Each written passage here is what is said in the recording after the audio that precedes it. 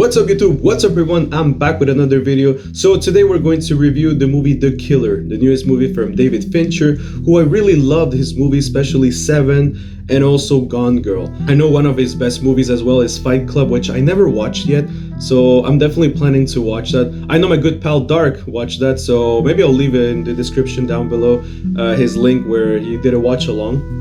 And hopefully you can enjoy it. So this movie stars Michael Fassbender, who's portraying the killer. We're seeing the point of view of a killer here.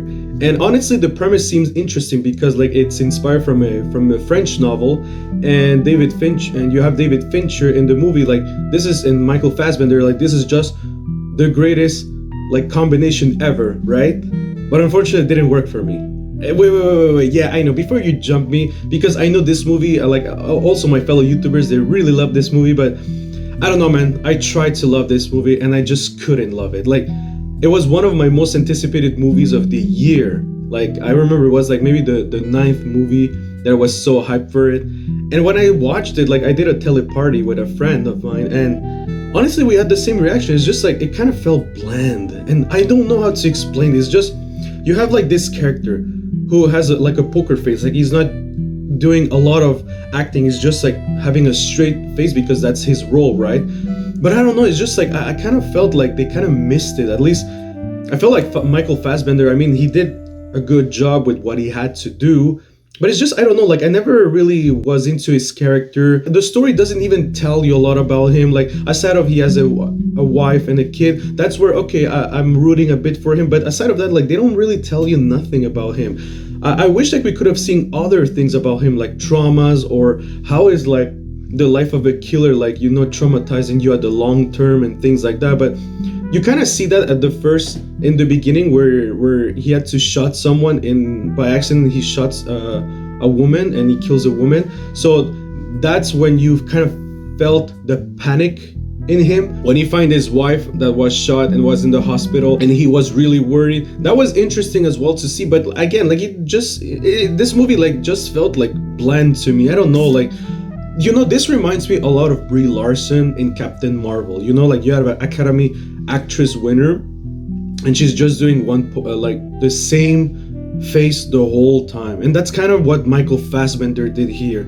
And also the story, it's very slow. This feels kind of a Martin Scorsese movie, very slow paced and a lot of dialogue. You basically, this is a movie where basically Michael Fassbender, the two main characters are his character and his conscious, because he's constantly talking to himself. He's constantly talking to himself, so you can hear what's on his mind, right? And that looks interesting. In the premise of that seems interesting, but I just feel they didn't nailed it. Like I said, for me it was long. This movie felt long, and I am disappointed about that. I will say though that this movie has probably one of the best action scenes in the whole year. That scene where he's fighting with this giant guy, that was brilliant. I don't know, maybe because the movie was so long and nothing really happened during the movie, that when that scene came, it was, oh my god, it was the next level action fighting scene. But honestly, it was really good. That was really executed so well.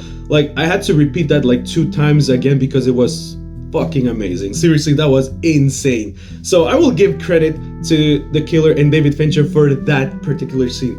But aside of that, I don't think that particular scene can save this movie for me. Honestly, I said, I wanted to love this movie so badly, and I ended up not enjoying it that much. And honestly, for me, it's really forgettable. I don't think I'm gonna rewatch it again. I'm so sorry. I will give still this movie because of the cinematography. It's really beautiful, the way it's shot. David Fincher knows how to shot, and you can see David Fincher, his vision everywhere.